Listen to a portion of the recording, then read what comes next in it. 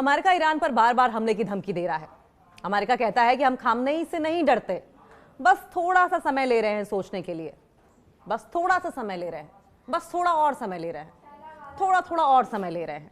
हम खामनेई से डरते नहीं हैं, बस हम समय ले रहे हैं। ट्रंप की ईरान के खिलाफ हर चाल बेकार होती नजर आ रही है। खामनेई बोले हम डरते नहीं हैं, सीधा जवाब देंगे, घर में घुसकर मारेंगे। खामनेई की धमकी से अमेरिका की रणनीति फेल दिखाई दे रही है।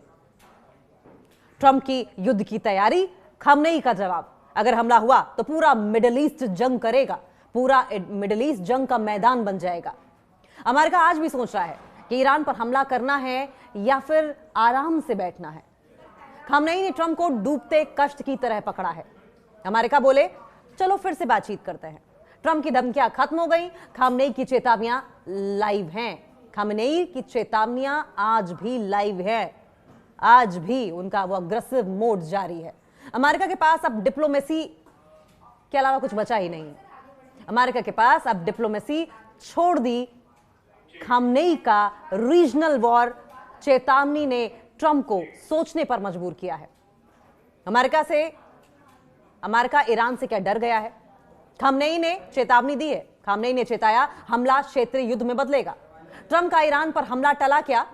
अमेरिका की हिचकिचाहट और खामनेई की कड़ी चेतावनी, अमेरिका की धमकियों के बीच खामनेई का संदेश, हम डरते नहीं हैं, जवाब देंगे। ईरान के खामनेई ने कहा कि अगर हमला हुआ तो रीजनल वॉर होगी। अमेरिका पीछे हटने का सोच रहा है क्या?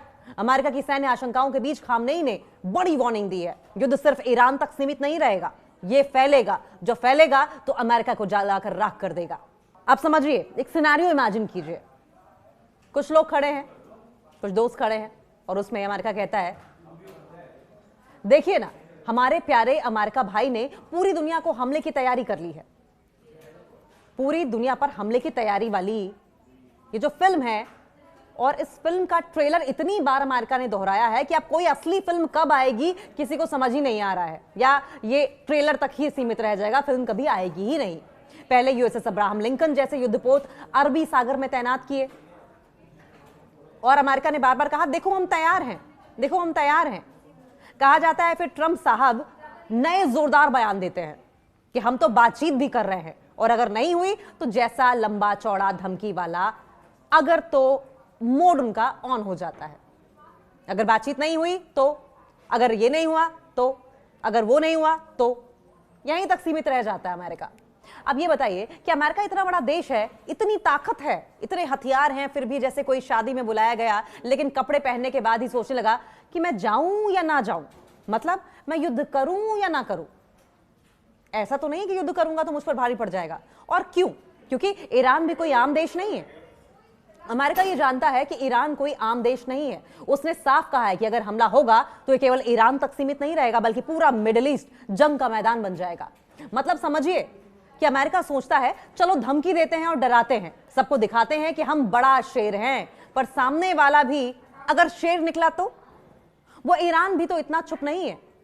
उसने कहा है कि किसी भी हमले का जवाब तुरंत और भारी दिया जाएगा। मतलब अमेरिका ने जो हमारा प्लान है हमला करने का बार बार कहा, लगता है वो कुछ ऐसे ही है जैसे कोई कहे कि मैं जिम जा रहा हूं, शायद अगर मौसम ठीक रहा तो शायद, अगर मेरा मन रहा तो शायद, मेरी मनोदशा ठीक रही तो शायद। और मजा ये कि आसपास के देश भी कह रहे हैं अब कि हम किसी भी हमले का हिस्सा नहीं बनेंगे। अमेरिका के मंसूबों पर पानी फिर गया। गल्फ कंट्रीज ने साथ छोड़ दिया, मिडिल ईस्ट की कंट्रीज ने साथ छोड़ दिया, जबकि सब अमेरिका के दोस्त थे। और उन्होंने क्या कहा? हम किसी भी हमले का हिस्सा नहीं बनेंगे। मतलब अमेरिका अकेला है, बातों में तेजी है, जमीन पर उतरने में जरा सोचता हुआ नजर आ रहा है, हवाई बातें मारने वाला हीरो।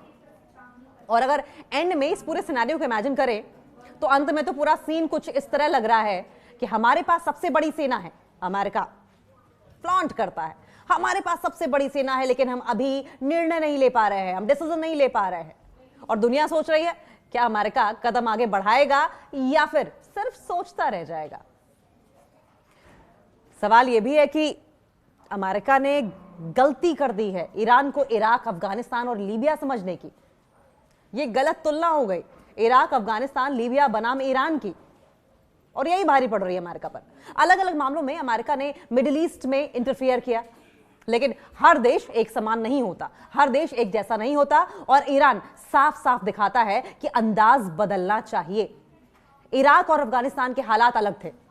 अमेरिका ने इराक 2003 और अफगानिस्तान 2001 में बड़े पैमाने पर सैन्य कार्रवाइयां की, जहां स्टेबल सरकारों को उलटना, सत्ता के सिंहासन से उखाड़ फेंकना और फिर पुनर्निर्माण का दावा करना। अमेरिका को लग रहा था यह सब आसान होगा ईरान के लिए भी, और ईरान ऐसा देश नहीं है जहां विदेशी सेना बस अंदर जाकर ओवरथ्रो कर दी जाए।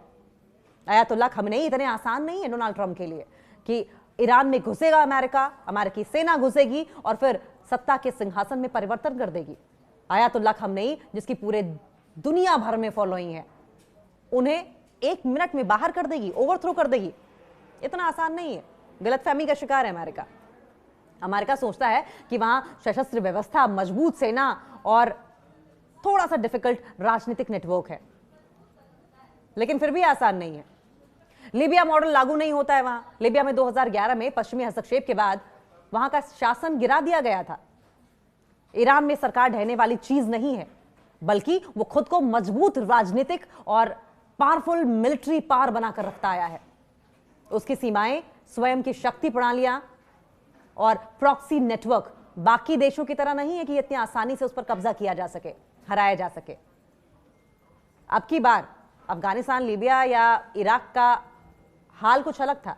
अब की बार तो जो रीजनल रिएक्शन है, क्षेत्रीय प्रतिक्रिया है, वो भी बहुत अलग आ रही है।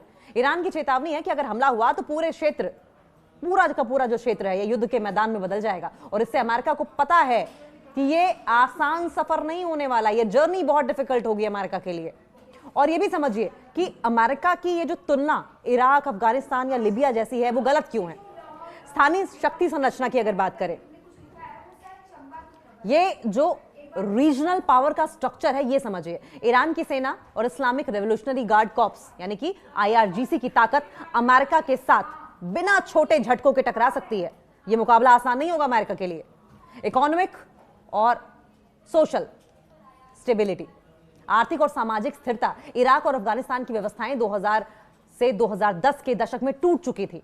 अमेरिका के हस्तक्षेप के बाद ग्रुप्स बढ़ गए, समूह विभाजन हुआ, सत्ता के लिए संघर्ष हुआ और यह संघर्ष गहराता चला गया। ईरान जबकि ज्यादा केंद्रीय रूप से संगठित देश है, ऑर्गेनाइज देश है, और उसका शासन ढहने वाला नहीं है जैसा कि स्थानीय तौर पर अमेरिका को लग रहा है। दूसरे देशों की भूमिका क्या है इसमें? कुछ मुस्लिम देशों ने अमेरिका को सहयोग देने से साफ इनकार कर दिया है, जैसे कि UAE, जो कि अमेरिका का दोस्त था, अपने एयर स्पेस और क्षेत्र को किसी हमले के लिए नहीं देगा, क्लियर कर दिया है। आंखों में आंखें डालकर UAE ने अमेरिका को मना कर दिया है।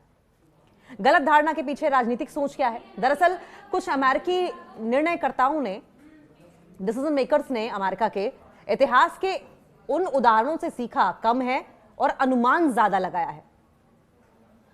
और बड़े बड़े देशों के बीच में जंग अनुमान के आधार पर, गेस के आधार पर नहीं लगाए जाते हैं, कैलकुलेटेड होते हैं। और अमेरिका यही गलती कर रहा है। अमेरिका के डिसीजन मेकर्स यही गलती कर रहे हैं कि गेस के बेसिस पर मैदानी जंग में कूदने का सोच रहे हैं। पुराने मिसाइलों की मॉडलिंग, अमेरिका ने सोचा कि अगर इराक और लीबिया में सैन्य तरीके से आगे आना संभव था तो ईरान में भी वही राह अपनाई जा सकती है। इसकी बजाय ईरान ने यह बयान दिया कि युद्ध की कीमत भारी होगी। दबाव और सैंक्शंस की सोच अमेरिका की, क्योंकि अमेरिकी पॉलिसी में यह धारणा है, यह सोच है कि कड़े सैन्य साथ साथ आर्थिक दबाव यानी कि सैंक्शंस से विरोधी सरकार को झुकाया जा सकता है। अमेरिका को लगा था कि सैंक्शंस पर सैंक्शंस लगा दिया जाएगा और अमेरिका और ईरान झुक जाएगा, लेकिन ईरान ने दिखाया है कि वो मार तो सकता है, मर भी सकता है, लेकिन झुकेगा नहीं। पहले सफलताओं की याद अमेरिका को अभी लग रहा है कि पहले जिस तरीके से वो सक्सेसफुल रहा है अभी भी वैसा ही है, लेकिन अमेरिका भूल गया कि समय बदल गया है, रिजीम दूसरी है। पिछले हस्तक्षेपों में अमेरिका ने देश के शासन को बदल दिया था या फिर बड़ा प्रभाव डाला था। इसका मतलब यह नहीं कि हर जगह वैसा ही कर पाएगा अमेरिका। तो कंक्लूजन क्या रहा? अमेरिका का यह मानना कि ईरान को भी इराक, अफगानिस्तान या लीबिया जैसा आसानी से हराया जा सकता है या फिर कंट्रोल में लिया जा सकता है, यह गलत स्ट्रेटेजी है अमेरिका की और पुरानी सोच है। ये पुराने पैंतरे बिल्कुल गलत है, वास्तविकता के धरातल से बिल्कुल परे हैं। ईरान की सेना और संगठन अलग तरीके से काम करते हैं, अलग लेवल पर सोचते हैं, स्ट्रेटेजी बनाते हैं। उनकी रणनीति और उनकी चेतावनी अमेरिका के लिए जोखिम भरी है। रीजनल पॉलिटिक्स की अगर बात करें क्षेत्रीय राजनीति इसे आसान लक्ष्य नहीं बनने देती और इसलिए ईरान को पुराने मॉडल की तरह हराना अमेरिका के लिए इम्पॉसिबल है, इम्पॉसिबल टारगेट है। ये कभी अचीव नहीं कर पाएगा अमेरिका। और एक और अगर सिनेरियो देखा जाए तो सबसे पहले तो बधाई हो अमेरिका, आपने दुनिया को इतनी पहेली दे दी है कि बाकी सभी मानचित्र देखकर उलझन में पड़ गए हैं। अब जब सब मैप देखते हैं तो उन्हें उलझन होने लगती है।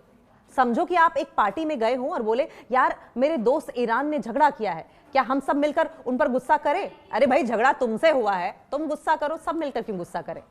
और फिर इस पर सबने कहा कि हम नहीं यार, पहले तुम दिखाओ कि तुम अकेले ही मजे में हो या नहीं। और फिर क्या होता है? आपने अपनी बड़ी बड़ी नौसेना और युद्धपोत भेज दिए, यूएसएस अब्राहम लिंकन जैसे बहुत से हथियार, बहुत से युद्धपोत तैनात कर दिए और ऐसा लगा जैसे देखो हम अकेले ही तैयार हैं, आप हमारे साथ नहीं लड़ोगे तो हम खुद अपनी लड़ाई लड़ लेंगे।